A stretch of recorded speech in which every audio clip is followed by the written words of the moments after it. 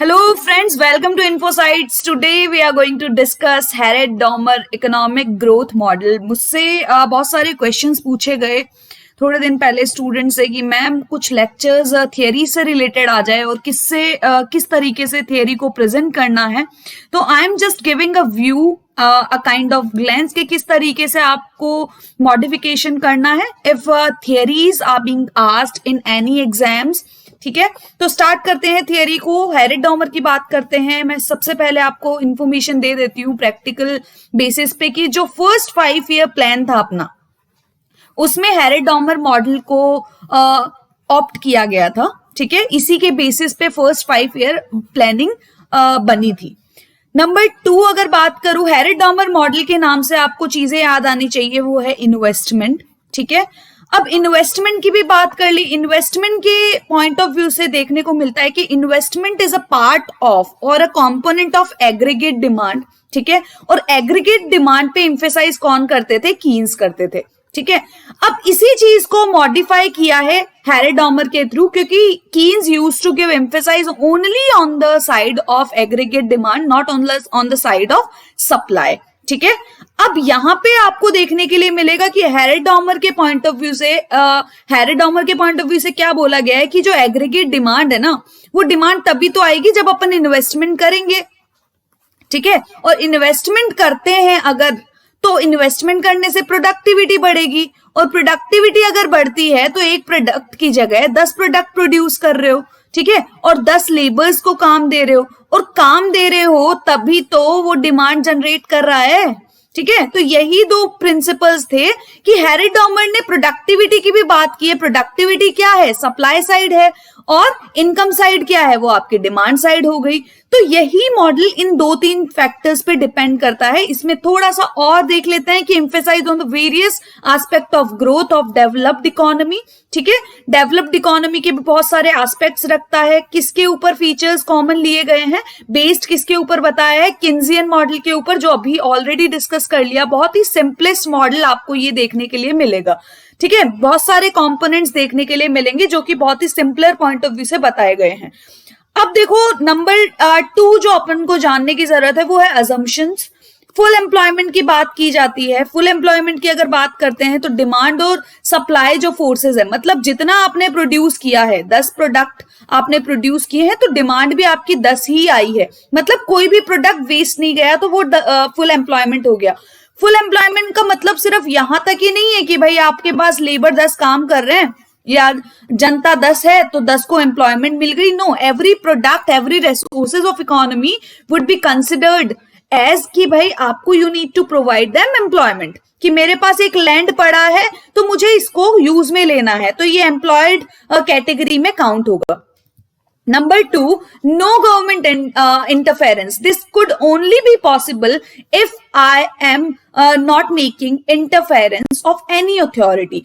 Demand और supply के forces कब काम करते हैं? जब private firms पिक्चर में आते हैं. ठीक है, कंपटीशन बढ़ती है, उसी कंपटीशन से आप इफिशिएंसी बिल्ड करके लाते हो. अगर गवर्नमेंट का इंटरफेरेंस होगा तो कहीं ना कहीं it is going to make an impact on the demand और सप्लाई साइड के forces. Suppose for the sake of an example कि if you are imposing any kind of taxation on the, किसी का भी एग्जांपल ले लो, production side से कोई भी टैक्सेस ले लो, कॉर्पोरेट टैक्स ले लो, इनकम टैक्स की ले लो.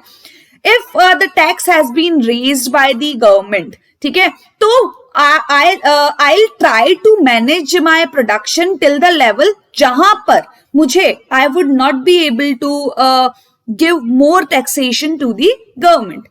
ठीक है, तो यहां पे आपको क्या देखने के लिए मिला है कि आपको नॉर्मली बात बताई जा रही है कि तो the thing which you are providing to government in the form of taxes, वो आपके लिए क्या है? That would be considered as the cost. ठीक है, if you are a producer और you will try to minimise it. ठीक है, तो I will try to pay the taxation till the rate जब तक वो मेरे लिए स्टैग्नेंट प्रोडक्शन रखता है. ठीक है, लेकिन if I M crossing that limit, ठीक है, अगर 100 करोड़ का एक बार लिमिट दे दिया है, after that 100 crore I just have to pay 50% to the government. तो why would I do that? ठीक है, एक तरह से वो मेरे लिए इंसेंटिवाइज या विलिंगनेस को कम करने का काम करता है।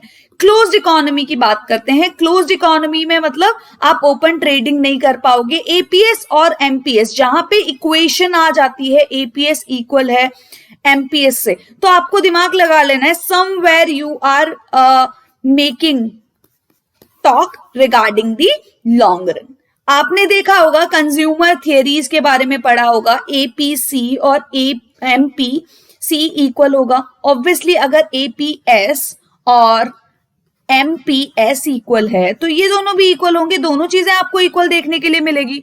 ठीक है, प्रोपेंसिटी टू सेव और कैपिटल कोएफिशिएंट, मैं जितना कैपिटल मान लो 25% रख रही हूं आउटपुट का, ठीक है, तो वो कांस्टेंट ही रहेगा चाहे मैं कितना भी आउटपुट कंज्यूम करूं, मतलब स्टैग्नेशन देखने के लिए मिल रही है यहाँ पे। इक्वालिटी की बात मैंने यहाँ पे आपको बता ही दिया, you just do not have to consider the labor thing only but every resources of the economy, ठीक है, which would include the money part as well। ठीक है, मनी को मेरे पास अगर 100 रुपए है तो अगर वो 100 काम में आ रहे हैं तो ठीक है ना, काम में आ गए तो मेरे पास already availability of resources is 100, तो that would be the supply side, और supply side is what, saving part. ठीक है, और if I am making utilisation of that saving in investment, in any investment, तो that would be considered as utilization of that resources, और वो resources क्या है, अभी मनी है। तो ये हो गए अपने assumption। अब assumption के बाद अपन हेरिड की बात करते हैं। हेरिड ग्रोथ की बात करेंगे तो 3 different concept of growth rates की बात की जाती है। देखो, एक्चुअल ग्रोथ रेट की बात करेंगे तो यहाँ पे what you are actually achieving. Warranted की बात करेंगे तो you need to make the potential, ठीक है, कि आपके पास हमेशा याद रखना, आप जो भी पोटेंशियल से रिलेटेड एक्सपेक्टेशन रखते हो, सपोज मैंने पढ़ाई की है 50% और I am expecting to get 70%, तो मेरा इनपुट देखना पड़ेगा कि मैंने how much hours I have studied for this exam. ठीक है, तो उसी के बेसिस पे, on that basis I am going to get result. तो यहां पे मेरा इनपुट क्या है, द वर्क एफर्ट और the study I have provided to the firm. ठीक है, तो पोटेंशियल मेरा उसी के बेसिस पे मैं डिटरमाइन कर रही हूँ। Natural growth rate for the time being मैं आपको बता देती हूँ। नेचुरल ग्रोथ रेट में आप पॉपुलेशन को कंसिडर करते हो, टेक्निकल रिसोर्सेज को कंसिडर करते हो, जो कि आपको एक लिमिट देती है कहां तक आप जा सकते हो, that is going to provide the limit. Full employment की बात की जाती है, और कहां तक गिर सकते हो वो आपका फ्लोर हो जाएगा। बहुत ही डिटेल में डिस्कस करेंगे हर एक चीज को। उससे पहले आप देखिए कि actual growth rate is denoted by what. Growth rate क्या होता है, पिछले साल मैंने 100 रुपए कमाए, ठीक है, और 2022 में अगर मैं 120 ले लेती हूँ तो मुझे कैसे पता चलेगा कि how much growth I have gotten. ठीक है, तो आई हैव गॉट 20% ग्रोथ। कैसे पता चला, क्योंकि पिछले साल का आउटकम मेरे पास कितना था, 100 था, चेंज कितना आया, 20 था। ठीक है, तो मैं देखूंगी तो 20% निकल के आता है ना, तो वो 20% ग्रोथ देखने के लिए मिलेगी। मतलब change in income divided by the change in मतलब इनकम। ठीक है, ये आपको ग्रोथ लाकर देगा। ठीक है, ये आपकी ग्रोथ हो गई। अब देखो यहाँ पे नॉर्मली आपको डिटरमाइन करना है कि सेविंग क्या होता है, कि आपने जो चेंज इन ग्रोथ किया है, ठीक है, मतलब आपकी change in income divided by income, ठीक है, multiplied by the capital resources you are going for. अब वो कैपिटल रिसोर्सेज क्या है, आज मैं कोई मशीनरी खरीद रही हूं तो वो मशीनरी कब खरीदूंगी, जब मेरे पास चेंज इन इनकम होगा। मान लो 20 रुपए मैंने कमाए हैं, उसी 20 रुपए से मैं क्या करूंगी, कैपिटल एक्यूमुलेशन ना। तो दोनों सिनेरियो से आपको देखने के लिए मिलेगा that is making the saving part. तो ये दोनों चीजें आ कहां से रही है, मेरी सेविंग जो कैपिटल में ला रही हूं वो चेंज इन किससे ला रही हूं। अगर मेरी परफॉर्मेंस अच्छी नहीं है, ठीक है, अगर मेरी परफॉर्मेंस अच्छी नहीं है कि भाई मैंने अर्निंग नहीं की है, तो मैं नहीं खरीदूंगी ना कैपिटल। तो it is totally making reliance on the change in income. ठीक है, तो आपकी ग्रोथ पे डिपेंड करेगा कि कितना कैपिटल एक्यूमुलेशन आप कर रहे हो। तो इन दोनों चीज पे आपको डिपेंडेंसी रखनी है सेविंग की। ठीक है, तो आप देखोगे कि यहाँ पे क्या नजर आ रहा है आपको, it is making what, change in Y divided by change in Y. तो कट गया, आपके पास क्या बचा, चेंज इन के, ठीक है, डिवाइडेड बाय आपका वाई। ये आपका सेविंग का प्रपोर्शन हो गया। और ये जो चेंज इन कैपिटल है वो क्या है, इन्वेस्टमेंट। क्लियर? तो आप इसको एक दूसरे फॉर्मेट में लिख सकते हो, ये मैंने बता ही दिया ग्रोथ किसको बोलते हैं और आपका कैपिटल एक्यूमुलेशन किसको बोलते हैं। ठीक है, कैपिटल एक्यूमुलेशन चेंज इन के divided by change in income, क्योंकि डिपेंडेंसी रखेगी, अगर मैंने प्लस में कमाया है तो ही मैं कैपिटल एक्यूमुलेशन ज्यादा करूंगी। ठीक है, और ये एस स्मॉल एस का मतलब क्या है, सेविंग और इनकम का रेशियो। ठीक है, तो यहां से ये दोनों तो कट गए थे, तो ये इक्वेशन आपकी फॉर्म होते हुए आपको नजर आती है। ठीक है, यहां तक I hope everything is clear. अब देखो, this relation explains the condition for achieving the steady state growth is exposed saving must be equal to exposed investment. वही बात है, फुल एम्प्लॉयमेंट लेकर चल रहे हो, आपको मनी के फॉर्मेट में जितना आपने लिया है उतना आप यूटिलाइज कर रहे हो। वारंटेड के बारे में मैंने बता दिया, फुल कैपेसिटी की बात की जा रही है, मतलब you are looking after the potential. ठीक है, it is known as the full capacity growth rate, और this growth rate denoted by, मतलब मेरे पास जितना है ना तो मैं फुल यूटिलाइजेशन करके कितना आउटकम निकाल सकता हूं। Rate of income growth required for the full utilization of growing stock of capital. ठीक है, इनकम जो आपका इनकम ग्रोथ जो डिटरमाइन होता है फुल यूटिलाइजेशन, कहने का मतलब एक्सपेक्टेशन लगा के चलते हैं कि भाई मैंने इतनी पढ़ाई कर ली है तो पर्टिकुलर इतना तो पोटेंशियल मुझे गेन होना ही चाहिए, तो वो अपन देखने की कोशिश कर रहे हैं। तो मेरे पास 5 मशीनरी है, तो इन 5 मशीनरी के अकॉर्डिंग मुझे 500 प्रोडक्ट्स तो प्रोड्यूस होते हुए देखने ही है, क्योंकि इन 5 मशीनों का पोटेंशियल जो है वो इतना ही है। ठीक है, तो ये पोटेंशियल डिटरमाइन करता है फुल यूटिलाइजेशन करने पे कितना इनकम ग्रोथ आपका निकल के आएगा। ठीक है, तो आपने क्या किया, GW divided by the capital required. देखो यहां पे एक्चुअल में आपने ये इक्वेशन रखी। ठीक है, वारंटेड में आप क्या इक्वेशन रखोगे, GW और CR। CW वारंटेड ग्रोथ हो गया और CR क्या है, रिक्वायर्ड कैपिटल। इतनी वारंटेड ग्रोथ के लिए ऐसा थोड़ी है कि मैं उठ के बोल दूं कि 90 प्लस आएंगे मेरे। 90 प्लस तब आएंगे ना जब मैं कुछ इनपुट दूंगी, तो वो इनपुट डिटरमाइन करेगा ये ग्रोथ कि भाई नॉर्मली अपन इंडिया की बात कर रहे हैं, पैंडेमिक में चल रहे हैं, क्यों नहीं बोल रहे कि भाई 10% ग्रोथ डिटरमाइन हो जाएगी नेक्स्ट ईयर। क्यों? क्योंकि अपन को पता है कि अपने पास ग्रोथ क्या है लास्ट ईयर की, किस बेसिस पे, ग्रोथ के बेसिस पे कैपिटल रिक्वायरमेंट कितना चाहिए और किस तरीके से चीजें बैठेगी। ऐसे ही एस्टिमेशन नहीं दिखा सकते। We first need to look at the factors we possess. ठीक है, और वो फैक्टर्स क्या हो गए, इनपुट हो गए, मतलब कैपिटल रिक्वायरमेंट के अकॉर्डिंग आप ग्रोथ की बात करोगे। ठीक है, और वो किसको इक्वेट करता है, सेविंग के पार्ट को इक्वेट करता है। थोड़ा सा और इंस्टेबिलिटीज की तरफ जाते हैं। सपोज एक बात देखिए, आपका जो बेसिक फंडा है यहाँ पे इंस्टेबिलिटी ऑफ ग्रोथ, इस मॉडल के अकॉर्डिंग, हेरेड मॉडल के अकॉर्डिंग आपको ये देखना है कि आपका जो एक्चुअल ग्रोथ है, ठीक है, और बेसिक फंडा अपना क्या रहता है, दोनों चीजें इक्वल है। मैंने 90 प्लस का सोचा है तो 90 प्लस मेरे एक्चुअली आए। ठीक है, इसीलिए अपन ने इक्विलिब्रियम पॉइंट बना दिया। लेकिन सपोज आप क्या करोगे, नॉर्मली आपका अगर आपने सोच लिया इंडिया की ग्रोथ आएगी कितनी, एक्चुअली 10 आ गई। ठीक है, और आपने सोचा सिर्फ 8 का, बहुत कम चांसेस होते हैं वैसे ऐसे, लेकिन इन केस हुआ भी है। 5 ईयर प्लानिंग में मैंने बताया भी है, फर्स्ट 5 ईयर प्लानिंग में आया भी था अपना कि भाई जितना टारगेट रखा उससे अच्छा रिजल्ट निकल के आया था, तो ऐसा भी होता है। ठीक है, तो अपनी ग्रोथ रेट ज्यादा, एक्चुअली ज्यादा निकल के आई और पोटेंशियल अपन ने 8% रखा सपोज। ठीक है, उस केस में आपको क्या देखने के लिए मिला, you might have exhausted the resources which you do had. ठीक है, तो यहां पे आपको क्या देखने के लिए मिल रहा है कि मेरे पास जो रिसोर्सेज थे 5 मशीनें, मैंने उसको अच्छे से यूटिलाइज कर लिया, तभी तो 10% ग्रोथ आई ना। ठीक है, तो यहां पे आपको क्या देखने के लिए मिला कि भाई जो मेरे पास कैपिटल था अब वो हो गया कम। ठीक है, और कैपिटल रिक्वायरमेंट जो है 2022 के लिए वो हो गया ज्यादा।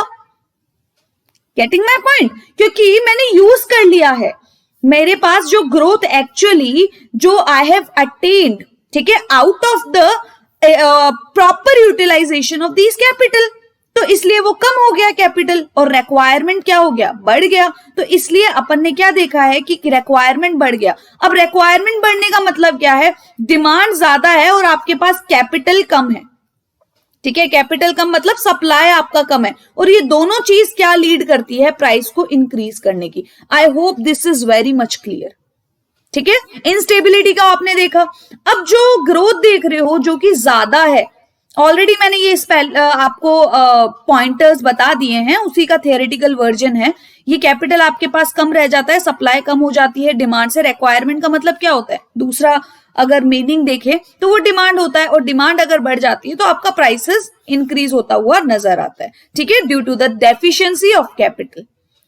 क्लियर, स्कैरसिटी ऑफ रिसोर्सेज आपको देखने के लिए मिलेगा। अब देखो यहाँ पे आपको नेक्स्ट पॉइंटर्स और देखने के लिए मिलते हैं। ऑल टुगेदर चीजों को देखेंगे तो नॉर्मली आपको पहुंचना है नाइफ एज इक्विलिब्रियम की तरफ, और नाइफ एज इक्विलिब्रियम से रिलेटेड हर एक एग्जाम्स में क्वेश्चंस पूछे जाते हैं, चाहे वो कॉम्पिटिटिव एग्जामिनेशन के पॉइंट ऑफ व्यू से बात करूं, एनटीए यूजीसी नेट की बात करूं, मास्टर्स के लेवल की बात करूं, यूजी के लेवल की बात करूं, everywhere this growth model is very very very important. ठीक है, अब थर्ड फंडामेंटल रिलेशन आती है हेरेड मॉडल में, वो है नेचुरल ग्रोथ रेट। अब वो नेचुरल ग्रोथ रेट में आपको क्या देखना है कि ये आपको एक फुल एम्प्लॉयमेंट का बताता है। ठीक है, full employment tendency in the economy बताता है कि फुल क्यूमुलेटिव बूम और फुल एम्प्लॉयमेंट किस तरीके से आपको देखने के लिए मिलेगा, क्योंकि ये जो नेचुरल ग्रोथ मॉडल है इसमें कौन कौन से कंपोनेंट्स इंक्लूडेड होते हैं, जैसे कि पॉपुलेशन बहुत ज्यादा बढ़ गया। ठीक है, दूसरी चीज आपको टेक्नोलॉजी प्रोग्रेशन देखने को मिलता है। अब मैं पॉइंट बता देती हूँ, जैसे पॉपुलेशन की बात लेती हूँ। सपोज अगर मैं बात करूं कि ग्रोथ इकोनॉमी की बढ़ी है 8%, लेकिन population at the same time which is raising at 10%, तो क्या रियल आपकी ग्रोथ रेट बढ़ी है क्या? नहीं बढ़ी, -2% आपको डेप्रिसिएशन देखने को मिल रहा है ग्रोथ के पर्सपेक्टिव से। ठीक है, तो वही चीजें आपको देखने के लिए मिल रही है कि पॉइंटर्स जो ये नेचुरल ग्रोथ रेट कंसिडर की जाती है, और टेक्नोलॉजिकल के परसेप्शन से बात करते हैं। क्यों ग्रीन इकोनॉमी में बार बार में ग्रीन रेवोल्यूशन की बात करते हैं? क्योंकि ग्रीन रेवोल्यूशन ने 4 to 8 टाइम्स प्रोडक्टिविटी इनहेंस की है एग्रीकल्चर सेक्टर में। आप पोटेंशियल के बारे में जरूर देखते हो कि भाई मैंने 5 सीड का यूज किया है तो कितना प्रोडक्ट निकाल के देगा, लेकिन आपको ये भी देखना है कि टेक्नोलॉजी के पॉइंट ऑफ व्यू से आपकी प्रोडक्टिविटी कितनी इनहेंस होती है। तो there would be a tendency in economy for cumulative boom and full employment. ये टेंडेंसी के बारे में एस्टेब्लिशमेंट बताती है। ठीक है, तो ये आप ग्रोथ लेकर चलते हो, और ये आपका सीलिंग एरिया है कि भाई जो प्राइसेस बढ़ रहे हैं, ये आपका मैंने क्या बताया, आपका ग्रोथ जो एक्चुअल ग्रोथ था वो ज्यादा है वारंटेड से। ठीक है, वारंटेड से ज्यादा देखने के लिए मिला, और ये वारंटेड से जो ज्यादा देखने के लिए मिल रहा है, तो आप क्या बोल सकते हैं कि ये इससे ज्यादा नहीं जाएगा, क्योंकि ये आपकी सीलिंग एरिया है। ठीक है, अब यहाँ पे आप वारंटेड को एक्सीड कर दोगे, तो वारंटेड को अगर एक्सीड करोगे, सपोज मैंने सोचा 10% का था और मेरे को आए 8% है, तो शायद मेरे पास कुछ ना कुछ कैपिटल बचा होगा। ठीक है, कुछ ना कुछ कैपिटल बचा होगा, मतलब पोटेंशियल अभी भी है मेरे पास, कैलिबर अभी भी है in comparison to the requirement. इस बार मुझे ज्यादा मशीनरी की जरूरत नहीं है, मतलब मेरे पास existence of resources are more than the demand. ठीक है, और सप्लाई जब ज्यादा होती है तो आपको क्या देखने के लिए मिलता है कि भाई प्राइसेस आपके कम हो जाएंगे इन फ्यूचर। ठीक है, अनएम्प्लॉयमेंट आपको देखने के लिए मिलता है रिसोर्सेज का, और ये कितने प्राइसेस कम होंगे और ये क्यों हुए? क्योंकि आपको पता है कि ग्रोथ जो है वारंटेड वो ज्यादा थी, किस ग्रोथ से आपको देखने के लिए मिलता है, एक्चुअल से। ठीक है, तो यहां पे इसने बार सीलिंग लगा दी कि इससे आप क्या नहीं देखोगे कि ये आपकी सीलिंग है, यहां तक आपको आना है। क्लियर, अब वो आना क्यों है? क्योंकि आपको जो नाइफ एज मॉडल को स्टैब्लिश करना है। ठीक है, तो ये आपको बार्स एक टेक्निकल चीजें बता दी जाती है कि किस लाइन के इर्द गिर्द आपको रहना है। एक लिमिटेशन सेट कर दिया जाता है, किसके द्वारा? नेचुरल ग्रोथ रेट के द्वारा। ये यहाँ पे साफ साफ लिखा हुआ है कि क्यूमुलेटिव बूम कैसे कर सकते हो, फुल एम्प्लॉयमेंट की तरफ कैसे जा सकते हो, और वो लाइन इस लाइन के थ्रू आपको पता चल जाएगा, through the technological point of view, और पॉपुलेशन की चीजें अपन कंसिडर करके चलते हैं। अब आते हैं डॉमर मॉडल की तरफ। डॉमर मॉडल की बात करेंगे तो आपको देखने के लिए मिलता है इनकम जनरेशन की बात की जाती है, दूसरी चीज प्रोडक्टिविटी की बात की जाती है। ये तो आपको देखने के लिए मिलता है डिमांड फैक्टर और ये आपको देखने के लिए मिलता है सप्लाई फैक्टर। ठीक है, अब डिमांड फैक्टर की बात करते हैं। सपोज चेंज इन इनकम है, वो क्या है? ठीक है, ये आपको सिग्मा आई टी देखने के लिए मिल रहा है। अब ये जो चेंज इन इनकम है, ये जो चेंज इन इनकम है वो क्या है? ये आपको सिग्मा का मतलब मान लो प्रोडक्टिविटी। ठीक है, this is all about productivity. और ये आपका क्या है? इन्वेस्टमेंट। दोनों को मल्टीप्लाई करोगे, दोनों चीजें क्या आपको निकाल के देगी कि भाई मेरी ग्रोथ कितनी हुई है, इनकम में चेंज कितना आया, किसकी वजह से? प्रोडक्टिविटी। किसकी प्रोडक्टिविटी? इन्वेस्टमेंट की प्रोडक्टिविटी। ठीक है, आज एक मशीन की जगह 2 मशीन काम करेगी। पहले एक मशीन 10 प्रोड्यूस कर रही थी, दूसरी मशीन कितना प्रोड्यूस करेगी? 20, 30। ठीक है, तो प्रोडक्टिविटी भी तो इनहेंस होगी ना। क्यों इनहेंस हुई? क्योंकि आपको देखने के लिए मिला इन्वेस्टमेंट एड ऑन होता हुआ नजर आए। ठीक है, अब यहां पे आपको at the same time you need to see कि भाई आप जो पॉइंट ऑफ व्यू रख रहे हैं, आपने क्या देखा कि नॉर्मली जैसे मल्टीप्लायर की बात करते हैं। ठीक है, मल्टीप्लायर में आपने क्या देखा कि चेंज इन इनकम। ठीक है, चेंज इन इनकम की वजह से मल्टीपल टाइम्स ऑफ इन्वेस्टमेंट में चेंजेस आते हुए आपको नजर आते हैं। तो वही चीज यहां पे नजर आ रही है आपको कि चेंज इन इनकम और चेंज इन सप्लाई टर्म। ठीक है, दोनों को आपने रखा इक्वेट फॉर्म में। ठीक है, अब यहां पे जो आपको सीन नजर आ रहा है वो क्या नजर आ रहा है कि यहां पे आपको एमपीएस और जो दूसरा फैक्टर है आपका सिग्मा, वो प्रोडक्टिविटी की तरफ ले जाया जा रहा है। मैं थोड़ा सा मल्टीप्लायर में जाती हूं। मल्टीप्लायर में आपको क्या देखने के लिए मिलता है कि भाई आपने सी देखा, C is A plus B Y. ठीक है, यही देखा। अगर आप इनकम को चेंज कर देते हो, ठीक है, इनकम को चेंज कर देते हो तो इसके तो कुछ फर्क नहीं पड़ेगा, कुछ फर्क नहीं पड़ेगा ना। लेकिन आप ये वाला पॉइंट ऑफ व्यू यहां पे ले आओगे, y equals to C plus I मान लिया सपोज। इस इक्वेशन में इसको सब्सटीट्यूट कर दो, सी को सब्सटीट्यूट करोगे due to change in income. तो due to change in income क्या है? B change in income. ठीक है, प्लस आई, ये आपकी इक्वेशन है। इसको थोड़ा सा सिंप्लीफाई करेंगे तो आपको क्या देखने के लिए मिलेगा? चेंज इन वाई कॉमन आ जाएगा, 1 माइनस बी देखने के लिए मिलेगा। ठीक है, इक्वल्स टू आई देखने के लिए मिला। ठीक है, चेंज इन आई भी होगा, क्यों? क्योंकि इनकम का अफेक्ट आपको इन्वेस्टमेंट में भी आता हुआ नजर आएगा। ठीक है, तो चेंज इन आई। अब देखो यहां पे आपको थोड़ा सा और 1 माइनस बी को यहां पे ए से डिनोट किया गया है, और 1 माइनस बी क्या है? ये आपका एमपीसी है, और ए क्या है? आपका एमपीएस है। I hope this is very much clear.